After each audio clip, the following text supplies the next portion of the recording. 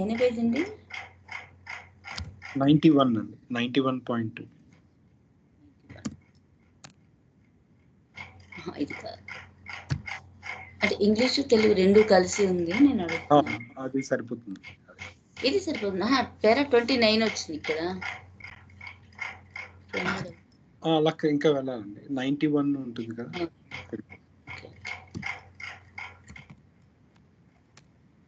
Okay.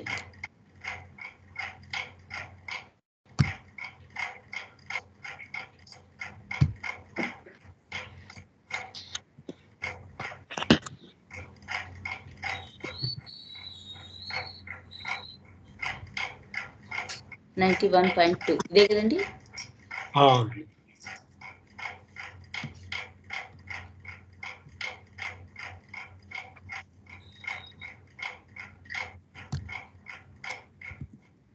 Sound font size పెంచండి అమ్మ కాస్త.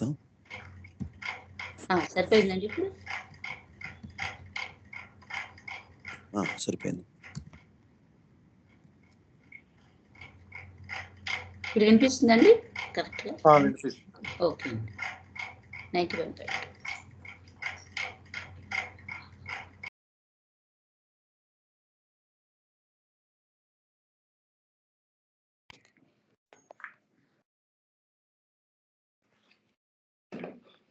సో ఈ 91.2 లాస్ట్ వీక్ రాజు గారు చదివారండి. అయితే దాని మీద మనం డిస్కస్ చేయాల్సి ఉంది, అది పెండింగ్ ఉంది. సో ఎవరైనా దానికి సంబంధించి ఏమైనా మాట్లాడతా అనుకుంటే మాట్లాడచ్చు.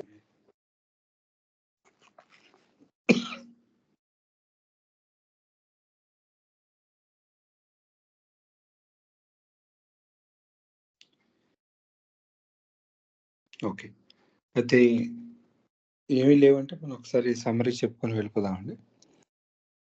సో ఇంతవరకు కూడా మనకి ఏం చెప్పారంటే, మెయిన్ ప్రాబ్లంగా ఏది చూపిస్తూ వచ్చారు ఈ పారాగ్రాఫ్ ముందు వరకు అంటే, సర్వీస్ చేసే వ్యక్తిని ఎలా అతను నిస్వార్థంతోనే చేస్తాడు, ఏది ఆశించకుండానే చేస్తాడు. కాకపోతే అతనికి ఆ సర్వీస్ చేసేటప్పుడు ఆ వ్యక్తికి, ఏ వ్యక్తికి అయితే మనం సేవ చేస్తూ ఉన్నామో, అంటే రెసిపియంట్ ఎవరైతే ఉన్నారో ఆ రెసిపియంట్ యొక్క రిక్వైర్మెంట్ సరిగ్గా తెలుసుకొని కానీ చేయకపోతే అది నిజమైన సర్వీస్ అనిపించుకోదు, అది ఒక రకంగా డిస్సర్వీస్ అవుతుంది అని బాబా చెప్పడం జరిగింది. కానీ మీరు చేసేటప్పుడు మీ ఉద్దేశ్యం అనేది, మీ ఉద్దేశంలో ఎటువంటి స్వార్థం లేదు కాబట్టి మీకు ఆధ్యాత్మికమైనటువంటి ప్రయోజనం చేకూరుతుంది. కానీ ఆ సహాయాన్ని ఎవరైతే పొందుతున్నారో ఆ పొందుతున్న వ్యక్తికి మాత్రం నష్టం జరిగే అవకాశం ఉంది. ఎందుకంటే మీకు ఆ సిచ్యువేషన్ అనేది పూర్తిగా అర్థం కాకుండా మీరు చేస్తూ ఉన్నారు కాబట్టి అని చెప్పారు. అది ఈ పారాగ్రాఫ్ ముందు వరకు బాబా మాట్లాడింది. ఈ పారాగ్రాఫ్లో ఏం చెప్తున్నారంటే, అయితే ఒక మాట కూడా అన్నారు ఏంటి, from the spiritual point of view the real danger in service lies more in the possibility of your rendering it from a false motive than in making a mistake about spiritual demands of the situation అని మరొక విషయం చెప్పారు. అయితే అంటే 2 problems ఉన్నాయి selfless సర్వీస్లో. ఆ 2 ప్రాబ్లమ్స్లో మనకు ఒక ప్రాబ్లం చెప్పారు ఏంటి, సహాయాన్ని పొందుతున్న వ్యక్తి, సేవను అందుకోబడుతున్న వ్యక్తి, గ్రహీతకి కలిగిన ప్రమాదం గురించి చెప్పారు ఇంతవరకు. అలా కాకుండా చేస్తున్న వాడి వైపు కూడా, ఒకవేళ ఆ చేస్తున్న వాడి ఉద్దేశంలో ఏమైనా తేడా ఉందనుకోండి, అంటే తనకు సరైన ఉద్దేశంతో కాకుండా వేరే ఏదో స్వార్థ ప్రయోజనంతో అతను ఏదైనా చేస్తున్నాడు అనుకోండి, లేదా ఇంకే రకంగా చేసినా సరే, అంటే గ్రహీతలో కాకుండా దాతలు, అంటే సేవ చేస్తున్న వాడిలో, ఇంతవరకు పుచ్చుకున్న వాడి గురించి మాట్లాడారు రెసిపీ అంటే, ఇప్పుడు ఇచ్చేవాడి గురించి, గివర్లో కానీ ఏదైనా ఒక ప్రాబ్లం ఉంటే ఆ ప్రాబ్లం ఏంటో చెప్తారు మనకి. సో అది more danger than the problem in the receiver side. అంటే మీరు ఒక వ్యక్తి ఎవరైతే సేవను పొందుతూ ఉన్నాడో ఆ పొందుతున్న వ్యక్తి యొక్క పరిస్థితులను అర్థం చేసుకొని సేవ చేయకపోతే ఆ సేవను అందుకుంటున్న వ్యక్తికి ప్రమాదం కలిగే అవకాశం ఉందన్నారు. కానీ చేస్తున్న వ్యక్తి ఎవరైతే ఉన్నాడో ఆ చేస్తున్న వ్యక్తి కానీ సరైన ఉద్దేశంతో కానీ, అంటే ఆ పనిని సరిగ్గా చేయకపోతే కలిగే ప్రమాదం అందుకున్న వ్యక్తికి కలిగే ప్రమాదం కంటే ఎక్కువ ప్రమాదం ఇందులో ఉందని చెప్పారు. ఇది ఇక్కడ గమనించాల్సిన విషయం. అంటే 2 సమస్యలు ఉన్నాయి. ఒకటి, ఒక సేవ జరిగింది, సర్వీస్ అనే యాక్టివిటీ జరిగింది అంటే పుచ్చుకునేవాడి సైడ్లో కూడా ఒక ప్రమాదం ఉంది, ఇచ్చేవాడి సైడ్లో కూడా ఒక ప్రమాదం ఉంటుంది. ఈ 2 ప్రమాదాల్లో కల్లా ఏది ముఖ్యమైందంటే ఇస్తున్న వాడి సైడ్లో కానీ తప్పు జరిగితే అది ఎక్కువ ప్రమాదాన్ని సృష్టిస్తుంది, ఎక్కువ నష్టాన్ని కలిగిస్తుంది అనే విషయం ఈ పారాగ్రాఫ్ స్టార్టింగ్లో చెప్పడం జరిగిందండి.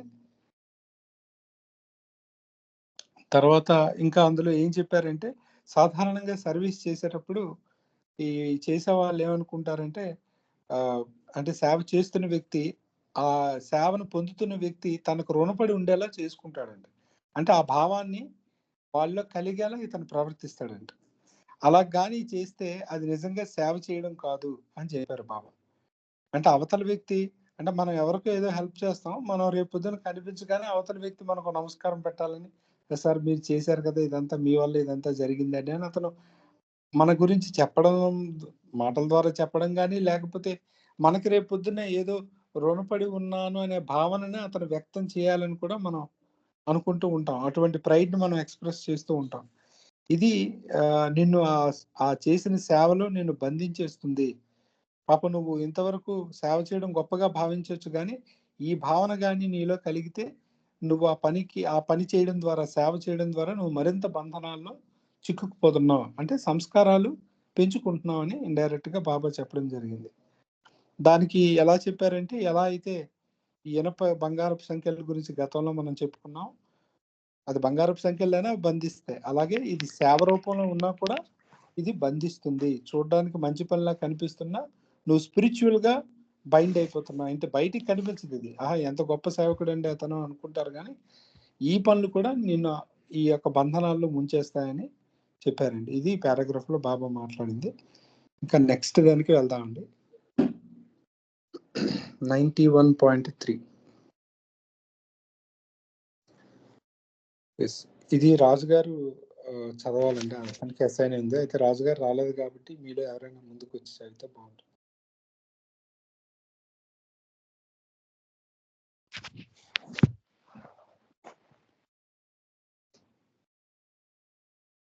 శివబాబా ఎవరైనా చదువుతారండి? జయ బాబా, నేను ట్రై చేస్తాను. చదవండి అమ్మా. నా అక్కడ కనబడట్లేదు. ఓకే,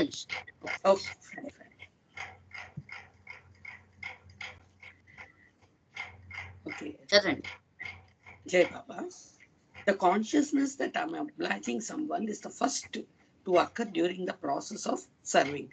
అంటే మనకి ఈ సేవ చేస్తున్న ప్రాసెస్లో ఫస్ట్ మనకి ఏమిటి తడుతుందంటే, నేను ఎవరికో సేవ చేస్తున్నాను అనేది ముందు బుర్రలోకి ఎక్కుతుంది. నేను ఎవరికో చేస్తున్నాను అని. But it can be annulled by the contrary thought. మరి దాన్ని ఎలాగ రద్దు చేయాలి అంటే, I am obliged by being given this opportunity of serving. అలాంటి ఆలోచన రావాలి. నాకు ఈ ఆపర్చునిటీ దొరికింది, దానికి నేను రుణపడి ఉండాలి. అంటే నేను ఇంకొకరికి సేవ చేస్తున్నానన్న ఫీలింగ్ని, ఆ థాట్ని రద్దు చేయాలంటే నాకు భగవంతుడు ఈ ఆపర్చునిటీ ఇచ్చాడు, ఈ అవకాశం ఇచ్చాడు అని అనుకున్నప్పుడు అటువంటి ఆలోచనతో ఈ ముందు ఆలోచన రద్దయిపోతుంది అంటున్నారు. This latter thought facilitates the attitude of detachment and secures freedom from the bondage of good actions. ఇలా రెండోసారి మనం చెప్పుకున్నాం చూడండి, నాకు భగవంతుడి ఇంకొకరికి సేవ చేయడానికి ఒక అవకాశం ఇచ్చాడు అని అనుకున్నాం చూడండి. అదేం చేస్తుందంటే మనకి ఈ నిస్సంగత్వ భావం మనలో తెస్తుంది అనమాట. అండ్ మనం ఈ మంచి కార్యాలు చేస్తున్నాం, మంచి పనులు చేస్తున్నాం, దానివల్ల కూడా మనకి సంఖ్యలు పడతాయి, బంధనాలు అన్నాం చూడండి. ఆ బంధనాల నుంచి మనని రక్షిస్తుంది అని చెప్తున్నారండి. Service based upon comprehensive understanding is not only selfless and adjusted to the spiritual demands of the recipient, but is rendered with complete detachment. అంటే మనం ఒక సేవ చేస్తున్నప్పుడు సమగ్రమైన అవగాహనతో మనం చేసినప్పుడు ఏమవుతుందంటే, ఆ adjusted to the spiritual demands. ఎవరైతే గ్రహీత ఉన్నాడో వాడి యొక్క ఆధ్యాత్మిక అవసరాలని బట్టి, ఆవశ్యకతను బట్టి మనం చేసే సేవ కరెక్ట్ గా సూట్ అవుతుంది and is rendered with complete detachment. మనం చేసే సేవ పూర్తి నిస్సంగత్వ భావంతో జరుగుతుంది. Such service takes the aspirant to the goal most rapidly. అటువంటి సర్వీస్, అటువంటి సేవ ఏం చేస్తారంటే, ఎవరైతే సాధకుడు ఈ ప్రయాణిస్తున్నాడో అతని గమ్యాన్ని చేరడానికి అతివేగంగా, అంటే చాలా తొందరగా ఆ గమ్యాన్ని చేరడానికి హెల్ప్ చేస్తుంది అని చెప్తున్నారు. ఇటువంటి సేవ అంటే మనసులో నేను సేవ చేస్తున్నాను, నేను చేశాను కాబట్టి వీడెవడో నాకు మళ్ళీ ఎప్పుడో ఏదో రకంగా నాకు చెయ్యాలన్న భావం రద్దయిపోయినప్పుడు, అది ఎలా రద్దయిపోతుంది? నాకు ఈ సేవ చేసే భాగ్యం కలిగింది అన్న ఆలోచన వచ్చినప్పుడు అది రద్దయిపోతుంది. అప్పుడే మనం నిస్సంగత్వ భావంతో ఉంటాము. మనం చేసిన సేవ వల్ల మనం మంచి కార్యమే చేసినా బంధనాలు ఏర్పడతాయి. ఆ బంధనాల్లో మనం చిక్కుకోకుండా మనకి సహాయపడుతుంది. ఇవన్నీ ఎప్పుడు జరుగుతాయి? జరిగినప్పుడు ఈ సాధకుడికి తన గమ్యం వైపు చేరడానికి స్పీడ్గా తోడ్పడుతుంది అని చెప్తున్నారు. ఈ నిస్సంగత్వ భావం ఉన్నప్పుడు అతను గమ్యాన్ని తొందరగా చేరుకోగలడు అని చెప్తున్నారు. నాకు ఇలాగ అర్థమైందండి.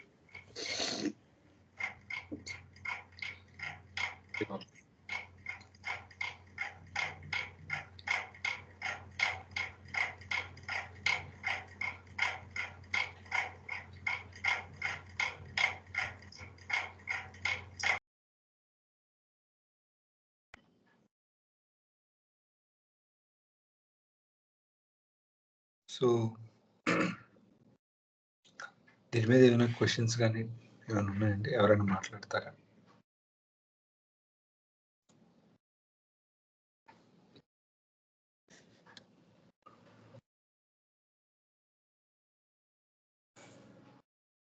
అంటే ఇప్పుడు నాకు సేవ చేయటానికి అతను అవకాశం ఇచ్చాడు అని ఆలోచించటం కూడా బైండింగ్ అవుతుంది కదా. That also creates the binding. అంటే జై బాబా అయితే నేను మీకు క్వశ్చన్ చేసేది, ఇట్ ఈస్ సంథింగ్ బెటర్ కదా.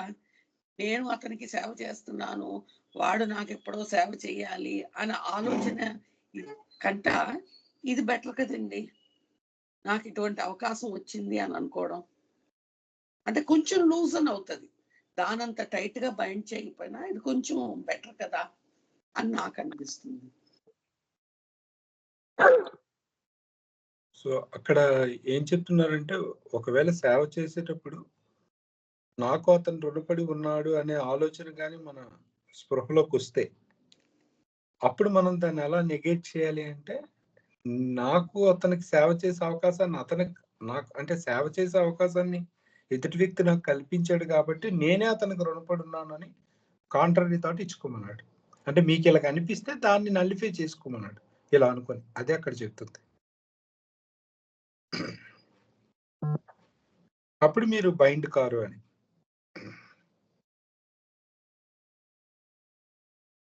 అంటే ఇప్పుడు ఒక కేసులో నేను అతనికి సేవ చేసేసాను, నాకు రిటర్న్ లో ఆయన సేవ చేయాలని అనుకోవట్లే. ఇతనే సేవ చేసేసాడు, బట్ నాకు ఒక మంచి అవకాశం వచ్చింది అతనికి సేవ చేయటానికి ఆయన మాత్రమే అనుకున్నాడు. ఇన్ దట్ కేస్ సంస్కారం బైండింగ్ క్రియేట్ అవ్వదంటారా? అలా అవ్వకపోవచ్చు అని అనుకుంటున్నాను. ఎందుకంటే బాబా మనకి అంటే ఇక్కడ విషయం మాట్లాడలేదు, కానీ చాలా సార్లు ఎప్పుడు కూడా మీరు ఎవరికి సేవ చేసినా కూడా ఇది నాకు ఒక భగవంతుడు ఇచ్చిన అవకాశం అని చెప్పి, అంటే దాన్ని ఎలా చెప్పారంటే బాబా ఇంకో సెన్స్ లో కూడా, యాక్చువల్గా మీరు సేవ చేస్తుంది మీకే చేసుకుంటున్నారు. మీకు మీరే చేసుకున్నప్పుడు ఏ రకంగా మీకు ఆ ఫీలింగ్ కలుగుతుంది? అలా అవ్వదు కదా. మనం ఎడం చేయికి కుడి చేయి వచ్చి దోమ కరుస్తుంది ఎడం చేతి మీద, కుడి చేయిలో కొడితే ఆ దోమ చనిపోతే ఎడం చేయి కుడి చేయికి థ్యాంక్స్ చెప్పుకోదు, ఎందుకంటే ఇదంతా ఒకటే అనే భావన బ్యాక్గ్రౌండ్ లో రన్ అవుతుంది కాబట్టి. సో ఈ సర్వీస్ చేసే ముందు మనకి ఫస్ట్ క్వాలిఫికేషన్ ఏం చెప్పారంటే, యూనివర్సల్ గా ఒకే పరమాత్మ అంతటా ఉన్నాడు, నాలో ఏదైతే ఉందో అదే అన్నింటిలో కూడా ఉంది. సో ఆ వన్నెస్ అని ఫీల్ అవుతూ ఆ అండర్స్టాండింగ్ తో చేసేటప్పుడు ఇక్కడ నాకు ఒక అవకాశం దొరికింది నా ద్వారా అని అనుకుంటాడు తప్పిస్తే నేనేదో అవతల వాడిని ఉద్ధరించాననే భావన అయితే ఉండదు. అది చెప్పారనమాట. అంటే ఇక్కడ ఎగ్జాక్ట్ ఈ పారాగ్రాఫ్ లో అది లేదు, కానీ ఆ థాట్ తోనే సెల్ఫ్ సర్వీస్ అనేది జరగాలి ఎప్పుడైనా. సో కాబట్టి అలా అనుకోవడం వల్ల ప్రాబ్లం ఉందని నేను అనుకోవట్లేదు.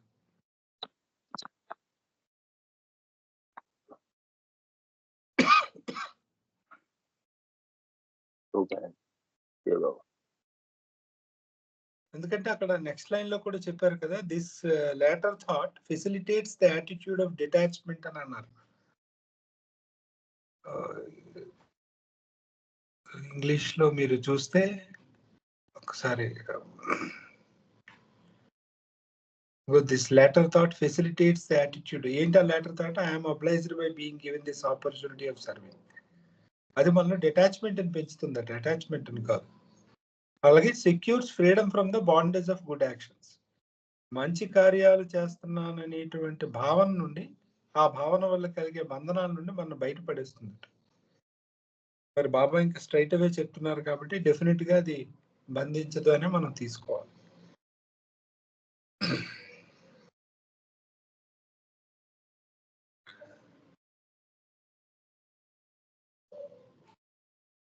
ఇంకేమైనా ఉన్నాయండి మాట్లాడాలి?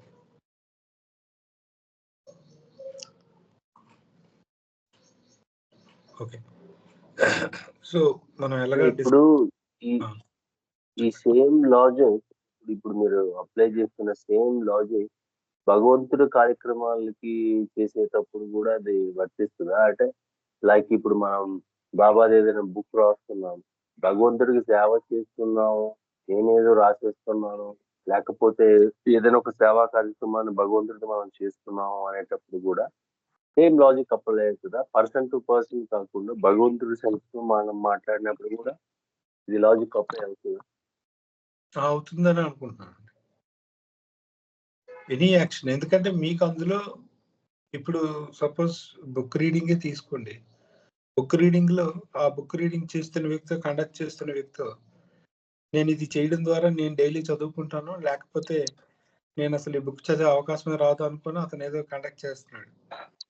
లేకపోతే బుక్ ట్రాన్స్లేట్ చేస్తున్న వ్యక్తి ఇలా చేయడం ద్వారా అతను తనని ఎంగేజ్ చేసుకుంటున్నాను యాక్టివిటీలో అన్నప్పుడు అతనికి ఈ కలిగే అవకాశం లేదు. వేరే వాళ్ళ గురించి ఆలోచించడు, ఎందుకంటే అతను తను ఎంగేజ్ చేసుకోవడానికి చేస్తున్నాడు. అలా కాకుండా తనకి ఏమీ అవసరం లేదు, తెలుగు ఇంగ్లీష్ అంతా బాగానే వచ్చు, తెలుగు తనకి ఓకే వచ్చు, కానీ అతని డాడీ ఇంగ్లీష్ తోనే వెళ్ళగలడు. అయితే ఇతరులకి ఎవరికో ఆ భాషపరమైన సమస్య ఉంది కాబట్టి వాళ్ళ కోసం ఇతను ట్రాన్స్లేట్ చేస్తున్నాడు, దానికి సమయాన్ని వెచ్చిస్తున్నాడు. న్యాచురల్ గా ఈ థాట్ కలిగే అవకాశం ఉంది, ఎందుకంటే ఇతను పర్సనల్ లైఫ్ లో టైం తీసుకొని వచ్చి చేస్తున్నాడు. అది బహుశా ఎవరో చెప్పడం వల్ల, ఎవరు అడగడం వల్ల ఇతను చేయొచ్చు, కానీ ఆ థాట్ వచ్చింది అనుకోండి ఖచ్చితంగా బంధిస్తుంది. అది ఇక్కడ ఏదైతే చెప్పారో, అంటే ఇతరులకి నేను సేవ చేస్తున్నాను, నా వల్ల వాళ్ళు చదవగలుగుతున్నారు, లేకపోతే వాళ్ళు ఇబ్బంది పడి ఉండేవారు అనే థాట్ కానీ అతను వస్తే ఖచ్చితంగా అతను బంధింపబడతాడు. అప్పుడు అతను ఇక్కడ చెప్పినట్టుగా ఇది నాకు ఒక అవకాశం ఇవ్వబడింది అని ఈ రకంగా థాట్స్ ని అతను ఎంటర్టైన్ చేసుకుంటూ ఉండాలి.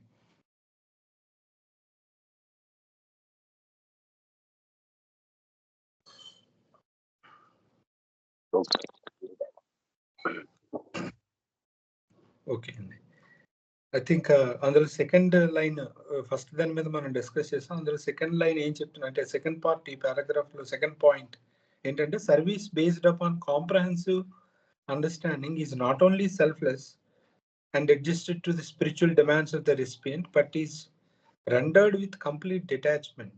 Such service takes the recipient aspirant to the goal most rapidly అన్నారు. చాలా ఇంపార్టెంట్ పాయింట్ అండి. మొత్తం చాప్టర్ తాలూకుదంతా ఇక్కడే ఉంది, ఈ సెకండ్ పాయింట్ లోనే. సర్వీస్ బేస్డ్ అపాన్ అంటే ఒక సమగ్రమైనటువంటి అవగాహనతో కానీ, సమగ్రమైన అవగాహనతో సేవ చేయడం అంటే ఏంటో చెప్పారు. ఇక్కడ 3 పాయింట్లు చెప్పారు యాక్చువల్గా. సమగ్రమైన అవగాహనతో సేవలో 3 ఉంటాయని. అయితే మొదటి పాయింట్ మనం బై డిఫాల్ట్ ఉంది కాబట్టి దాని గురించి మాట్లాడుకోలేదు ఇంతకు ముందు. ఏంటంటే మొట్టమొదటిది సెల్ఫ్లెస్. అంటే నాకు దీనివల్ల ప్రయోజనం ఏముంది అని అనుకోకుండా చేయడం. అందుకే ఈ చాప్టర్ పేరు సెల్ఫ్లెస్ సర్వీస్. సో అది ఎలాగ బై డిఫాల్ట్ ఉన్నట్లే సెల్ఫ్లెస్. ఇంకా రెండో పాయింట్ ఏంటంటే చేసేటప్పుడు ఆ spiritual demand of the situation. అంటే ఎవరికైతే సేవ చేస్తున్నామో ఆ వ్యక్తికి కానీ ఆ పరిస్థితులకు కానీ నిజంగా అక్కడ నీడ్ ఉందా, అవసరం ఉందా అనేది తెలుసుకొని చేయాలి, లేకపోతే ప్రమాదం అవుతుంది. దానికి ఒక ఉదాహరణ కూడా చెప్పారు గతంలో. ఏంటంటే బిచ్చగాడు వచ్చి రోజు ఫుడ్ అడిగితే రోజు మనం పెడుతూ ఉంటే వాడు బద్ధకస్తుడైపోయి పని చేయడం, అన్ని అంటే అవయవాలన్నీ సవ్యంగా ఉన్నాయి, బుర్ర ఉంది, అంతా ఉంది, సరే వీళ్ళు పెడుతున్నారు కదా ఫుడ్ అని చెప్పి అతను మరి పని చేయకుండా బద్ధకస్తుడైపోతాడు. ఆ రకంగా అతను పాడైపోయాడు అనుకోండి లెట్స్ సే. ఆ రకంగా అతని నాశనానికి మనం దోహదపడుతున్నాం. మనం చేసే ఈ ఫ్రీ డిస్ట్రిబ్యూషన్ అనేది నిజంగా అతను ఉద్ధరించట్లేదు. ఆ రకంగా సిచ్యువేషన్ అనేది తెలుసుకొని చేయాలి. దానికి మనం ఎప్పటి నుండో మనం పూర్వీకుల నుండి కూడా విన్నాం, అపాత్ర దానం అనేది మంచిది కాదు అని చెప్తున్నారు. అదే పాయింట్ ఇక్కడ. అంటే ఆ సిచ్యువేషన్ ని, నీడ్ ని అర్థం చేసుకొని చేయడం. ఇది రెసిపియంట్కి సంబంధించి. మూడోది ఏం చెప్తున్నారంటే చేసేటప్పుడు మనం డిటాచ్డ్ గా చేయాలి. అంటే నేను చేస్తున్నాను పాయింట్ అక్కడ పక్కన పెడితే అవతలవాడు నాకు రుణపడి ఉన్నాడు, అవతలవాడు నన్ను గుర్తించాలి, మరి నేను ఇంత చేశాను కదా అనేటువంటి ఈ భావం కానీ లోపల ఉంది అంటే మనం దానికి అటాచ్ అయిపోతాం. అటాచ్ అయిపోతే బంధనాలు కలుగుతాయి. సో డిటాచ్డ్ గా చేయడం అనేది కూడా జరగాలి. సో సెల్ఫ్లెస్ జరగాలి, అది ప్రైమరీ క్వాలిటీ. రెండోది spiritual demand of the situation, spiritual need of the situation తెలుసుకొని చేయాలి. మూడోది డిటాచ్డ్ గా చేయాలి. ఈ మూడు ఇంప్లిమెంట్ అయ్యాయి ఒక సర్వీస్ లో అంటే అదొక కాంప్రహెన్సివ్ అండర్స్టాండింగ్ తో అతను సేవ చేశాడు అని అర్థం. ఇలా చేస్తే ప్రాబ్లం లేదంటే ఇప్పుడు కూడా నిజంగా ఇలా చేస్తే అప్పుడు ఇది సేవా మార్గంగా పరిగణించి ఇది అంటే నిజంగా భగవంతుడి వైపు ఆ వ్యక్తిని, సేవ చేస్తున్న వ్యక్తిని ముందుకు తీసుకువెళ్తుందంటే. మనం చెప్పుకున్నాం కదా, పాత్ ఆఫ్ సర్వీస్ అనేది one of the royal paths. భగవంతుని చేరుకోవడానికి రాజమార్గాలు ఇది ఒక రాజమార్గం. సో నిజంగా అది ఆ ప్రయోజనాన్ని నెరవేరుస్తుంది, భగవంతుని మన గమ్యాన్ని చేర్చడం. ఇది పారాగ్రాఫ్ లో చెప్పారండి. నెక్స్ట్ దానికి మూవ్ అవుదాం. నెక్స్ట్ ఎవరండి? ఒక నిమిషం. శ్రీలక్ష్మి గారు, మీరేనా?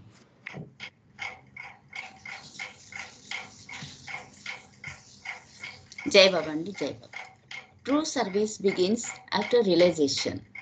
అంటే నిజమైన సర్వీస్, నిజమైన సేవ అనేది ఎప్పుడు మొదలవుతుందంటే భగవత్ సాక్షాత్కారాన్ని పొందిన తర్వాతనే, భగవద్ అనుభవాన్ని పొందిన తర్వాతనే అసలైన నిజమైన సేవ అనేది మొదలవుతుంది అని చెప్తారు. అంటే ఆ భగవత్ సాక్షాత్కారం పొందక ముందు ఏ సేవ చేసినా దాంతో సరితూగదు అనే అర్థం కూడా అందులో ఉంటుంది నేను అనుకుంటున్నాను. The value of service depends upon the kind of good secured through it. ఆ యొక్క ఈ సర్వీస్ ఏదైతే ఉందో, సేవ చేసింది దానివల్ల వనుకూడే మేలు, మంచితనం ఏదైతే వాళ్ళకి సహాయకారిగా ఉంటుందో ఆ మేలుని బట్టే దాన్ని విలువ ఏర్పడుతుంది అనమాట. వాళ్ళకి ఎంతవరకు మేలు కలిగింది దానివల్ల అనే దాన్ని బట్టి దాని విలువ ఏర్పడుతుంది. Ministering to the bodily needs of others is service. అంటే మంచాన పడి ఉన్న వాళ్ళకి సేవ చేయటం, వాళ్ళ యొక్క శారీరక అవసరాలని తీర్చడం, అది సేవ, నర్సింగ్ అనమాట. రోగులు ఉన్నారు, వాళ్ళ పనులు వాళ్ళు చేసుకోలేకపోతారు. అలా పెద్దవాళ్ళు ఉంటారు, వాళ్ళు మంచాన పడి ఉంటారు, వాళ్ళు చేసుకోలేకపోతుంటారు. అలాంటి వాళ్ళకి సేవ చేయటం కూడా సేవనే అంటుంది. వాళ్ళకి కావాల్సిన ఆ అవసరాలను తీర్చడం అనేది కూడా సేవ అనిపించుకుంటుంది అనమాట. Cultivation of the intellect of others ఈ సర్వీస్. ఇతరుల మేధస్సుని పెంచడానికి చేసే కృషి కూడా సేవ కిందకినే వస్తుంది. అంటే వాళ్ళకి తెలియని విషయాన్ని అర్థం చేసుకునేలాగా చెప్పటం, అది కూడా సేవ కిందనే వస్తుంది అనమాట. Feeding the hearts of people ఈ సర్వీస్. హృదయానికి అవసరమైన ఆహారాన్ని అందించడం అంటే ఏంటి? మన మనసులో మామూలు ప్రాపంచిక విషయాల పట్ల ఆధారపడి ఉంటే దాన్ని చుట్టూనే తిరుగుతుంటాయి కాబట్టి దాంట్లో ఎలా మెలగాలి, దాంట్లో ఉన్నతమైన చర్యలు ఎలా చేయాలని చెప్పేది ఇంటెలెక్చువల్ అయితే, హృదయం మనం నిజమైన మన నైతిక విలువలని ఎక్కడైతే మనం ఏ విధంగా నడుచుకోవాలనేది చెప్పేది హృదయం. మన మాటలు మనం ఏది చేయాలనేది మన హృదయంలోంచే మనకు అంతర్వాణి వినిపిస్తుంది. అట్లాంటి హృదయానికి ఏ విధంగా అయితే నీవు మేలు చేస్తావో, దాన్ని మేల్కొల్పుతావో, ఆ విధమైన సేవ కూడా అది కూడా సేవ కిందనే వస్తుంటే వాళ్ళకి నీతి ఐ మీన్ సొసైటీలో ఏ రకమైన నడవడికని కలిగించే మోరల్ సపోర్ట్ అనమాట కలిగించటం ద్వారా వాళ్ళకి సరైన పందాల్లో నడిపించడం అనేది కూడా సేవ కిందనే వస్తుంది. తెలియని విషయాన్ని మన చిన్నపిల్లలకి ఆ రకంగా ఏ రకంగా నడుచుకోవాలి అనేది నేర్పిస్తాం. అది హృదయానికి సంబంధించింది. ఆపదలో ఉన్న వాళ్ళకి ఆదుకోవటం, పెద్దవాళ్ళకి మనం చక్కగా సేవ చేయటం, ఇలా ఇవన్నీ చిన్నప్పుడే మనం నేర్పిస్తాం. అవన్నీ కూడా హృదయానికి సంబంధించిన దానికే వస్తాయి. అంతేకాకుండా satisfying the aesthetic requirements of society is service. అంటే మన సొసైటీలో మన సమాజానికి ఉపయోగపడే కళాత్మకమైన సౌందర్యాలన్నింటినీ ఆ యొక్క అవసరాలని తీర్చడం కూడా సేవ కిందనే వస్తుంది అంటున్నారు. అంటే కళాత్మకమైన మనకి కళలు అనేది 64 ఉన్నాయని చెప్పబడింది. అందులో ముఖ్యంగా ఒక 5: సంగీతము, సాహిత్యము, నృత్యము, చిత్రలేఖనము, శిల్పము అని. వీటి ద్వారా సమాజానికి అవసరమైన వాటి ద్వారా మలిచి చెప్పటం కూడా సేవ కిందనే వస్తుందన్నారు. అంటే పాటల ద్వారా కానీ, మనం అన్నమయ్య కీర్తనలు కానీ ఏవైనా కానీ ఇట్లా ఆ కీర్తనల ద్వారా మనకి నిజమైన ఆనందం కలుగుతుంది. వాటి ద్వారా ప్రబోధించబడుతుంది సమాజానికి ఏం చెయ్యాలనేది. ఆ విధంగా నృత్యాల ద్వారా మన భరతనాట్యంలో ఉండేవన్నీ కూడా దాదాపు ఈ శ్రీకృష్ణుడి గురించి చిన్ననాటి ముచ్చట్లు అవన్నీ కూడా నృత్య రూపకంగా మనం ప్రదర్శిస్తూ ఉంటాం. అంటే దానివల్ల ఏం జరుగుతుందంటే హృదయానికి రంజితం కలుగుతుంది. దాని ద్వారా దానిలోని నీతిని వాళ్ళు గ్రహించగలుగుతారు. అదేవిధంగా చిత్రలేఖనం ద్వారా మనం కొన్ని చర్చిలలో చూస్తాం. అలా కాదు, మనం ఈవెన్ తమిళనాడులో ఉన్న అనేకమైన దేవాలయాల్లో చిత్రలేఖనం ద్వారా కూడా మన పురాణిక కథలన్నిటిని కూడా వాళ్ళు చక్కగా చిత్రలేఖనం ద్వారా దర్శింపజేస్తారు. గోడలన్నిటి మీద చేసి దాన్ని దర్శించినప్పుడు ఏమవుతుందంటే ఆటోమేటిక్గా దానివల్ల వాళ్ళకి ఆ జరిగినవన్నీ పక్కన ఎవరైనా చెప్తుంటే ఉత్సాహంగా వింటారు. దానివల్ల వాళ్ళకి అవన్నీ కూడా అర్థమవుతాయి అనమాట. అదేవిధంగా శిల్పకళ, మన పురాతనమైన దేవాలయాలు అన్నిట్లో కూడా శిల్పకళ ద్వారానే ఈ జరిగిపోయిన విషయాలన్నీ తెలియబెడుతూ ఉంటాయి అనమాట. అవన్నీ చెప్పకపోయినా కానీ చూడగానే అర్థమయ్యే విధంగా ఉంటాయి. అవన్నీ కూడా నిస్వార్థ చింతనతో చేసే సేవలే అనమాట. వాటి వల్ల సమాజానికి అనంతమైన మేలు కలుగుతుంది. ఏ విధంగా వాటిని చూడటం ద్వారా వాటిలో ఉన్న ఆ సందేశాన్ని వాళ్ళు గ్రహించగలుగుతారు. కాబట్టి వాటిని చేయించటం ద్వారా వీళ్ళు సేవ చేస్తున్నట్టే. ఆ చేయించేవాళ్ళు అంటే రాజులు కానీ ఎవరైనా కానీ ఆ రకమైన ప్రజా సంక్షేమాన్ని కోరి చేసేవన్నీ కూడా సేవ కిందకే వస్తాయి. ఈ ఎస్థెటిక్ రిక్వైర్మెంట్స్ ఆఫ్ సొసైటీ అంటే నేను అలా అనుకుంటున్నానండి. అదనమాట. All these forms of service are not of the same value even if they are all accompanied by the spirit of selflessness. అయితే అందులో స్వార్థం లేకుండా ఉన్నా కానీ ఎన్ని రకాలైన సర్వీసులు ఉన్నా, ఏ రకమైన సేవ అయినా కానీ అవన్నీ ఒకే రకమైన విలువను కలిగి ఉండవు. వాటి వల్ల కలిగే ప్రయోజనాన్ని బట్టి వాటి విలువను ఆపాదించబడుతుంది అనమాట.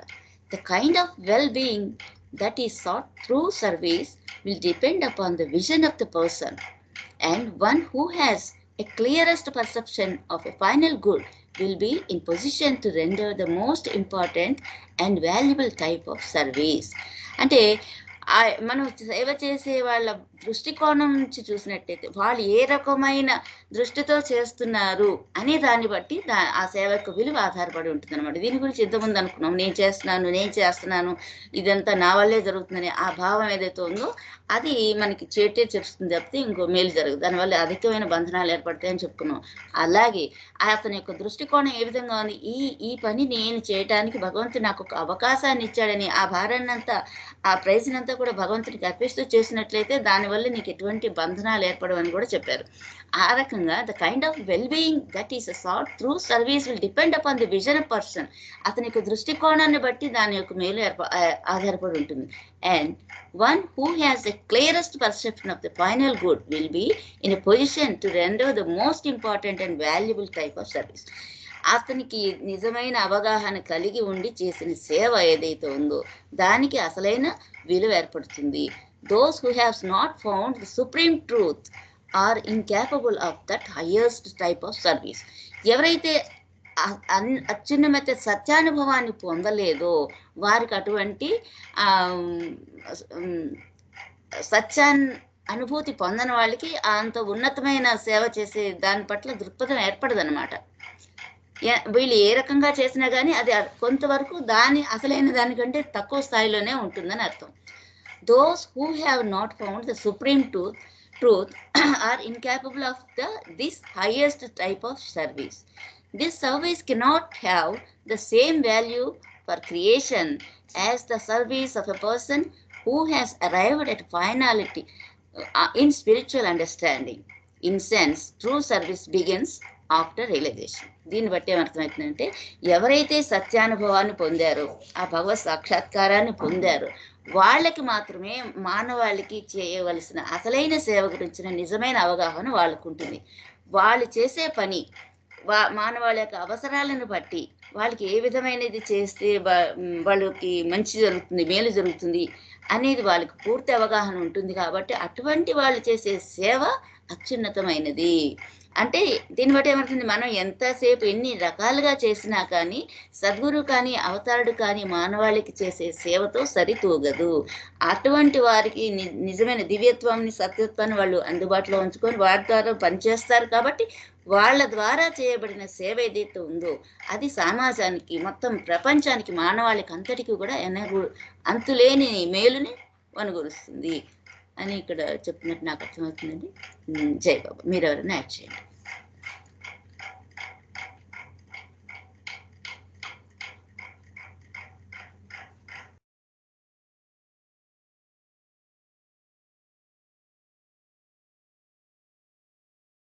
జై బాబా.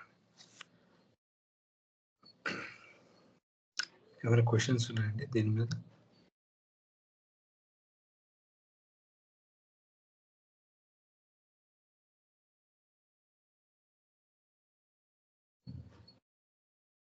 ఇప్పుడు గాడ్ రిలేటెడ్ పర్సన్స్ అవతార సద్గురు వాళ్ళు చేసేటటువంటి సేవ అత్యున్నతమైనది అని చెప్పేటప్పుడు how can we justify that time? అత్యున్నతమైనది ఎలా మనం చెప్పచ్చు? అవతారుడు కాబట్టి, సద్గురువు కాబట్టి అత్యున్నతమైనది చెప్పొచ్చా, లేకపోతే ఆ యాక్షన్ వల్ల అత్యున్నతమైనది చెప్పొచ్చా? అంటే దానికి ముందు ఇక్కడ చెప్తున్నారు కదా ఈ పారాగ్రాఫ్ లో, the kind of well being that is sought through service will depend on the vision of the person అని. సో అంటే ఏం చేయాలి అసలు అక్కడ అంటే మనం సేవ అనగానే అవతల వ్యక్తి అవసరాన్ని గుర్తించాలి ఫస్ట్ కదా. యాక్చువల్ గా ఒక సిచ్యువేషన్ తీసుకుంటే ఆ సిచ్యువేషన్ ఏంటి డిమాండ్ చేస్తుంది అనేది ఎవరు తెలుసుకోగలుగుతారు వితౌట్ ఎనీ ఎర్రర్? అండ్ అంత జ్ఞానం, ప్రతి పరిస్థితి యొక్క జ్ఞానం, ప్రతి వ్యక్తి యొక్క అంటే వ్యక్తికి కావాల్సిన అవసరం యొక్క జ్ఞానం ఎవరికి ఉంటుంది? బేసికలీ మాస్టర్స్కే ఉంటుంది. స్పిరిచువల్ మాస్టరే దాన్ని గుర్తించగలుగుతాడు. కాబట్టి అవసరం ఏంటో తెలుస్తుంది, ఆ పరిస్థితి యొక్క అవసరం, వ్యక్తి యొక్క అవసరం గుర్తించగలుగుతాడు పర్ఫెక్ట్ గా వితౌట్ ఎనీ ఎర్రర్. రెండు ఎలా చేయాలో కూడా తెలుసు. ఆ సర్వీస్ అంటే చేసే మార్గం, చేసే విధానం తెలుసు. చేసేటప్పుడు మనం అనుకున్నట్టుగా డిటాచ్ అనేది ఇంకా అతనికి చెప్పక్కర్లేదు. ఎందుకంటే ఆ చేస్తున్న వ్యక్తి నేను ఒకటే అనే అనుభవాన్ని అతను పొందున్నాడు. గాడ్ రియలైజ్డ్ బీయింగ్ ఏం చూస్తాడంటే తనే ఉన్నాడు, తనే అందరిలో, అసలు అందరూ అనే మాట కూడా ఉండదు. ఆ ఏకత్వం అనుపస్థితి అంటారు. అంటే ఒకటే కనిపిస్తుంది వాడికి, ఇంకోటి కనిపించదు. ఉన్నది నేనే, ఇంకేమీ లేదు అని అనుకుంటాడు. ఎలా అయితే మన శరీరాన్ని మనం చూసినప్పుడు ఇది ఒకటే అని అనుకుంటాం, ఎక్కడ రకరకాల శరీర భాగాలుగా మనం చూడం, అంతా ఒకటిగా చూస్తాం. మన అనుభవం, మన కాళ్ళు చూసినా, చేతులు చూసినా. అలాగే భగవద్ అనుభవం పొందినటువంటి వ్యక్తి సర్వాన్ని కూడా తనగానే చూసుకుంటాడు, తనగానే చూసుకుంటాడు. కాబట్టి సేవ చేసేటప్పుడు ఆ ద్వైత భావం లేదు అతనికి, అటాచ్ అవ్వడు దేనికి. సో ప్రేమతోనే చేస్తాడు, తనకు తానే చేసుకుంటున్నామని చేస్తాడు, ఆ పరిస్థితిని ఎరిగి చేస్తాడు. కాబట్టి అతను లాంటి సర్వీస్ ఇంకెవరూ చేయలేదని చెప్పడంలో అది అతిశయోక్తి కాదు, అది సత్యం అని అనుకుంటున్నాను నేను.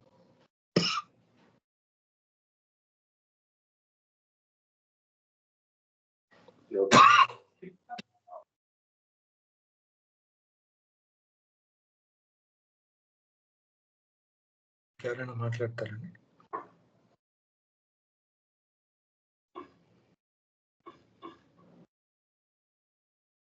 ఓకే, సో ఈ పారాగ్రాఫ్ లో ఈ టైప్స్ ఆఫ్ సర్వీసెస్ చెప్పారు. ముందు సర్వీస్ అంటే ఎంతసేపు మనం ఏదో ఫుడ్ పెట్టడం, బట్టలు ఇవ్వడం అనే కాదు.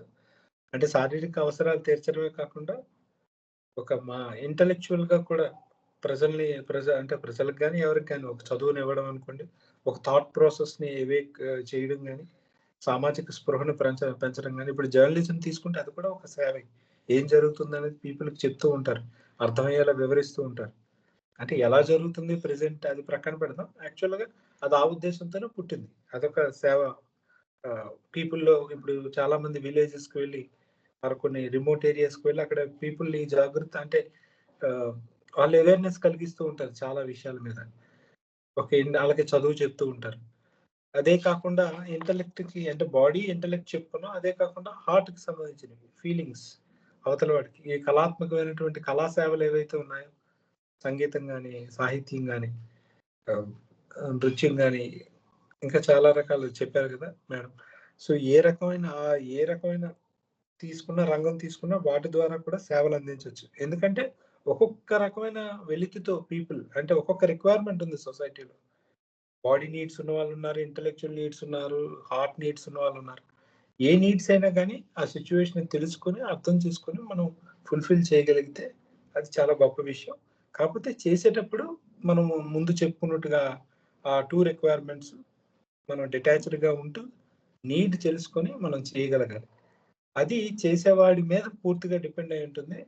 ఆ చేసేవాడు నిజంగా అంత అవగాహనతో చేయగలిగేటువంటి వ్యక్తులు సాధారణమైన మనుషులు చేయలేరు, అది మనకు తెలిసిందే. అయితే అది పర్ఫెక్ట్ గా డెలివర్ చేయగలిగేటువంటి వాళ్ళు ఎవరు అంటే, ఇక్కడ పెద్ద విషయం ఏంటంటే సెయింట్స్ పేరు కూడా చెప్పలేదు బాబా. సాధారణంగా 5th 6th ప్లేన్స్ లో ఉండేటువంటి సెయింట్స్ కి ఈ యొక్క వ్యామోహాల నుండి బయటపడి ఉంటారు, కానీ వాళ్ళు కూడా పర్ఫెక్ట్ సేవ చేయగలరని ఇక్కడ చెప్పలేదు. అంటే చేయలేరు అనేది మనం డిరైవ్ చేసుకోవచ్చు దీన్ని బట్టి. Only after God realization a person can do the real service అని చెప్పారు బాబా. అంటే భగవద్ అనుభవం పొందిన తర్వాత, అంటే మన ఫండమెంటల్ క్వశ్చన్ ఏదైతే ఉందో నేను ఎవరు అనే దగ్గర మన జర్నీ స్టార్ట్ అయింది. దానికి సమాధానం దొరికిన తర్వాతనే మనం ఏదైనా చేయగలుగుతాం. లేకుండా చేస్తే మనం చేసే సర్వీస్ పర్ఫెక్ట్ సర్వీస్ అయ్యి ఉండదు. అంటే అది ఎలా చేయబడాలో అలా చేయలేము అనేది ఇండైరెక్ట్ గా ఇక్కడ చెప్తున్నారు బాబా. అది అర్థం చేసుకుందండి. సో ఏమైనా క్వశ్చన్స్ ఉంటే అడగండి, లేకపోతే నెక్స్ట్ మూవ్ అవుతాం.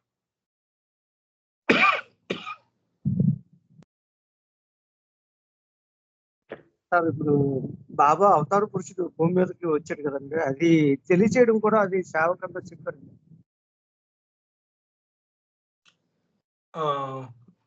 అంటే ఓకే, బాబా భూమి అవతరించాడు అంటే భగవంతుడు భూమి మీదకి అవతరించాడు అనే విషయాన్ని ప్రజలకు తెలియజేయడం అండి. అవును సార్. బాబా అంటే ఓకే, అది సేవ అంటే బాబా ఆ పని చేసే వాళ్ళు సాధారణంగా బాబా ప్రేమికులే కదండి. సో బాబా ప్రేమికులు, బాబా చెప్పాడు తన ప్రేమికులకి, మీలో ఎవరైతే ఇలా నా కోసం పని చేయాలనుకుంటున్నారో చేయండి. దాన్ని సేవగా కూడా భావిస్తున్నారని నాకు తెలియదు, అది సర్వీస్ అనుకొని చేస్తున్నారని నేను అనుకోవట్లేదు. బాబా లవర్గా బాబాకి ఏది ఇష్టం అయితే అది చేసేస్తూ ఉంటాడు బాబా లవర్ న్యాచురల్ గా. సో బాబా తన నామాన్ని స్ప్రెడ్ చేయమని అడిగితే బాబా కోసం చేస్తాడు ఆనందంగా. దాన్ని సేవగా భావిస్తున్నాడా అనేది మరి ఆ వ్యక్తికే వదిలేస్తున్నాను.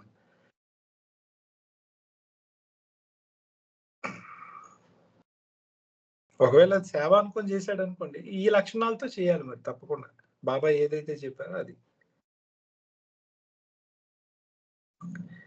సో 92.1 అండి. నాదే sir.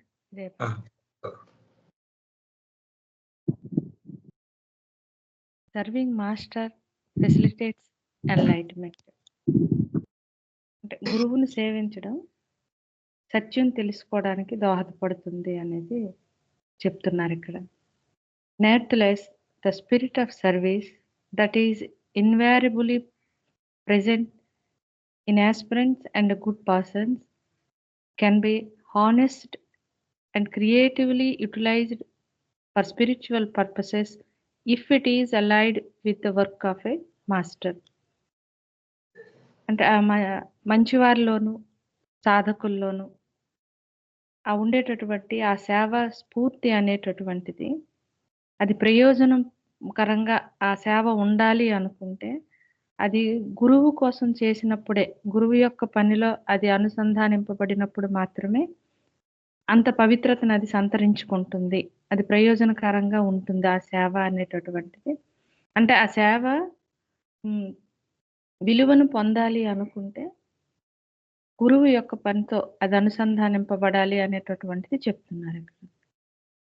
The master serves the whole universe out of the finality of his infinite consciousness, and those who serve the master and obey him also have their share in his universal work.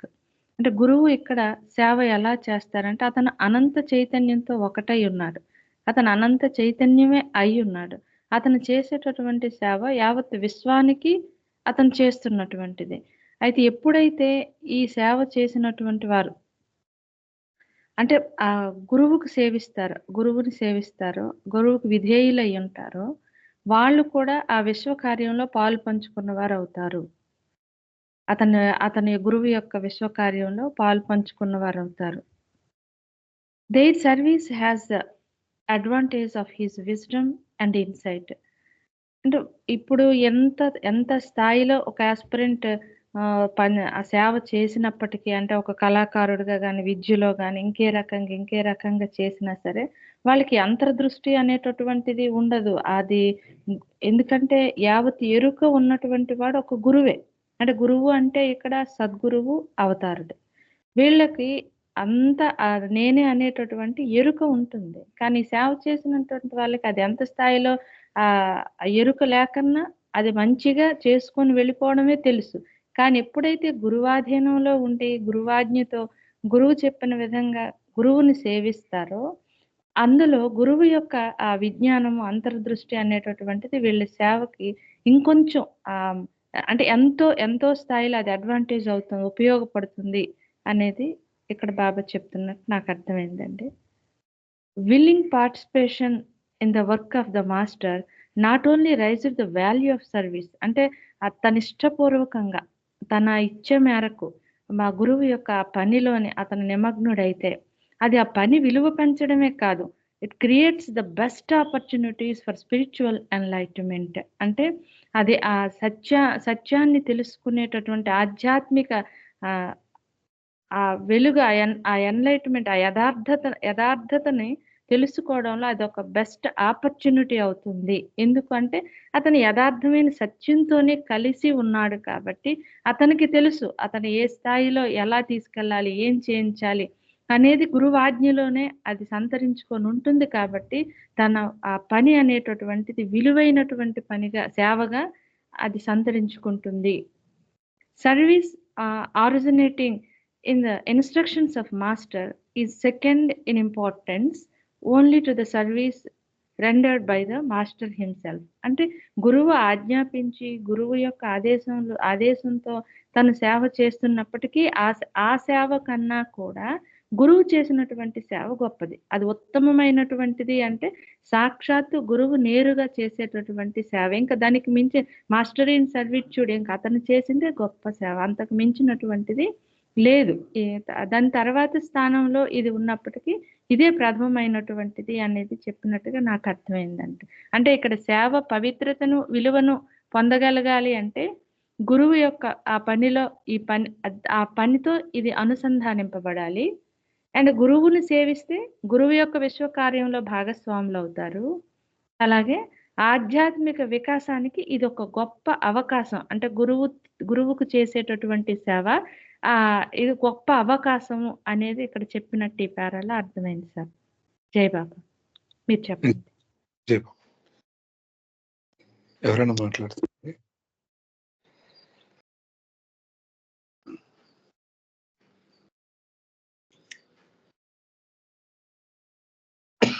జై బాబా. ఇక్కడ sir గురువుకి చేసిన సేవ అని అన్నారు కదా sir. ఇప్పుడు మనకైతే ఇప్పుడు బాబా లేరు, ఉన్నప్పుడైతే బాబా ఏం చెప్తే అది అక్కడ అలా చేయడం అనేది జరిగింది కదా సార్. ఇప్పుడు మనం చేయాల్సింది అది ఎలాగ సార్? అది చెప్పారు కదండి. అంటే మీరు అడిగింది రైటే. బాబా శరీరంలో ఉన్నప్పుడు, శరీరధారిగా ఉన్నప్పుడు డైరెక్ట్ ఇన్స్ట్రక్షన్స్ ఇచ్చారు. బట్ ఆయన లవర్స్ ఏం చేయాలి అనేది కూడా బాబా చెప్పారు.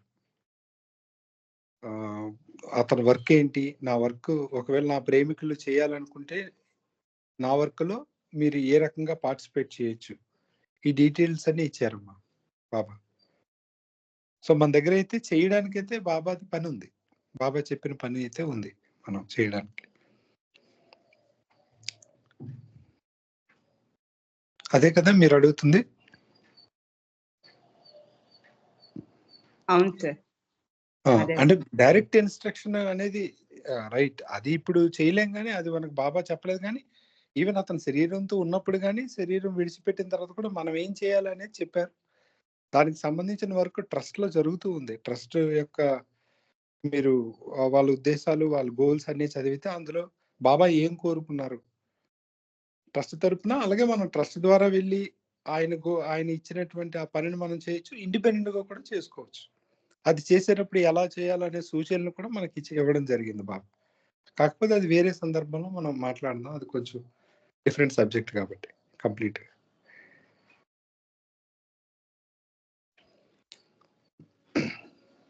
ఇంకేమైనా ఉన్నాయండి? ఓకే, అయితే ఇంతకు ముందు మెహర్ కుమార్ గారు, చీపురుపల్లి మెహర్ కుమార్ గారు కరెక్ట్ గా ఏ ప్రశ్న అడిగారు అదే పారాగ్రాఫ్ వచ్చింది. అదే అతను అడిగారు, బాబా యొక్క నామ వ్యాప్తి చేయడం, అదే బాబా భగవంతుడు భూమి మీదకి వచ్చాడు అనే విషయం అందరికీ తెలియజేయడం అనేది సేవ అవుతుందా అంటే ఎస్, ఒక రకంగా అతను తెలియదు, మరి ఎలా అడిగారో కానీ కరెక్ట్ గా కోఇన్సిడెన్స్ ఇక్కడ అదే చెప్తున్నారు ఈ పారాగ్రాఫ్ లో. ఎన్ని సేవలు చేసినా కానీ ఒక వ్యక్తి ఇండివిజువల్ గా అంటే తను ఓన్గా ఎన్ని సేవా కార్యక్రమాలు చేసినా కానీ అది ఒక స్థాయిలోకి వస్తుంది. దానికన్నా ఉన్నతమైన స్థాయి ఏంటంటే ఒక god realised person or god realised master, భగవద్ అనుభవం పొందినటువంటి ఒక గురువుని ఆశ్రయించి ఆ గురువు ఏం చెప్తే అది కానీ మనం చేస్తే అది అన్నింటికంటే చాలా గొప్ప సర్వీస్ అవుతుంది. ఏ రకమైనటువంటి సేవా కార్యక్రమం కానీ ఇప్పుడు ఒక ఆధ్యాత్మికమైనటువంటి గురువు అంటే ఇక్కడ మన భాషలో చెప్పుకోవాలంటే ఒక సద్గురువు కానీ అవతారుడు కానీ ఏదైతే చేయమన్నారో ఆ పని చేయడం అనేది మిగిలిన అన్ని సేవల కంటే కూడా ఉత్కృష్టమైంది అనేది చెప్పారు ఈ పారాగ్రాఫ్. ఎందుకంటే ఆ గురువు తెలుసు తను ఏం చేయమన్నాడు, అతనికి పరిపూర్ణమైనటువంటి జ్ఞానం ఉంది కాబట్టి అతను ఒకటి ఆదేశించాడు అంటే దానికి మించిన అంటే ఆ పని చేయడం కంటే ఇంకేముంటుంది అని చెప్తూ చివరగా ఒక వాక్యంతో ముగించారు. గురువు చెప్పింది నువ్వు చేసేది సేవ అవుతుంది, ఉత్కృష్టమైన సేవ, కానీ గురువు స్వయంగా చేసేటప్పుడు అది ఇంకా అల్టిమేట్, అంటే సర్వోత్కృష్టం అనమాట. ఇంకా దానికి మించింది మరొకటి లేదు, హైయెస్ట్. అంటే గురువు చేసి ఒక గాడ్ రియలైజేషన్ వచ్చినటువంటి ఒక సద్గురువు లేదా అవతారుడు చేసినటువంటి సేవ అన్నింటికంటే పరమోత్కృష్టమైనది. అది నెంబర్ 1 పొజిషన్లో ఉంటుంది. దానికి నెక్స్ట్ పొజిషన్లో ఏముంటుందంటే అటువంటి వ్యక్తి, అటువంటి అవతారుడు లేదా సద్గురువు చెప్పినటువంటి సేవ చేయడం అంటే ఆయన ఆదేశాలకు అనుగుణంగా సేవ చేయడం అనేది 2వ స్థానంలోకి వస్తుంది. 3వ స్థానంలోకి మనం ఇంతవరకు మాట్లాడుకున్నట్టుగా ఈ మిగతా సేవలన్నీ కూడా వస్తాయి. సో ఇది ఈ పారాగ్రాఫ్ లో చెప్తుందండి. ముఖ్యంగా ఇప్పుడు బాబా చెప్పింది ఏదైనా మనం చేసేటప్పుడు ఇప్పుడు అది సేవ అవుతుందంటే ఆయన అడిగిన ప్రశ్నకి ఎస్, అది కూడా సేవలోకి వస్తుంది. ఎందుకంటే బాబాయే మనకి నామాన్ని స్ప్రెడ్ చేయమని చెప్పారు కాబట్టి. సో బాబా ఏం చెప్పారు, అంటే ఏ రకంగా వర్క్స్ చేయమని చెప్పారు ఏంటి అనేది మనం కావాలంటే రేపు కొంతసేపు మాట్లాడుకొని మళ్ళీ అంటే ఎండ్ ఆఫ్ ద చాప్టర్ మనం మాట్లాడుకుందాం. ఇంకా 2 పారాగ్రాఫ్స్ ఉన్నాయి, ఆ విషయాల మీద కొంతసేపు మనం చర్చించుకోవచ్చు అండి. సో ఈ రోజుకి ఈ కార్యక్రమం ఎక్కడితో ముగిద్దాం, 7 అయింది కాబట్టి రేపు కంటిన్యూ చేద్దాం అంటే. జై బాబా. జై బాబా.